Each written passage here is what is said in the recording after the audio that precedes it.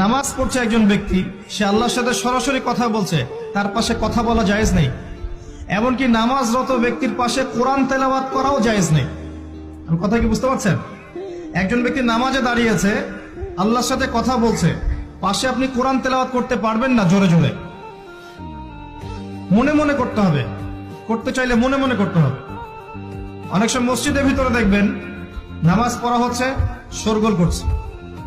নবী সাল্লাল্লাহু আলাইহি ওয়াসাল্লাম বলেছিলেন, আখিরুজ জামানে, তিরমিজিতে আছে হাদিসটা, আখিরুজ জামানে ইসলামের নামটুকু থাকবে, ইসলামের প্রকৃত বিষয়গুলো থাকবে না।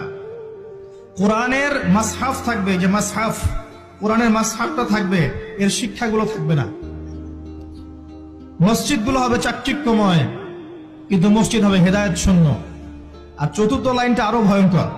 4 নম্বর লাইনে গিয়ে নবীজি বলেছেন সাল্লাল্লাহু আলাইহি ওয়াসাল্লাম, আসমানের নিচে জমিনের উপরে আল্লাহর সবচেয়ে নিকৃষ্ট সৃষ্টি হবেন এক শ্রেণীর আলেম, যাদের থেকে ফিতনা ছড়াবে এবং তাদের দিকেই ফিতনা ফিরে আসবে।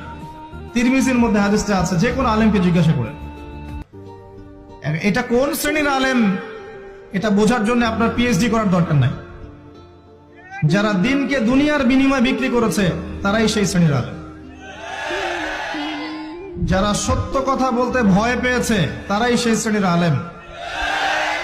যারা সত্যকে মিথ্যার সাথে মিশ্রিত করেছে তারাই সেই শ্রেণীর আলেম। এবং যারা ইসলামের নামে উম্মাকে শতদা বিভক্ত করে দিয়েছে, এরাই সেই শ্রেণীর আলেম।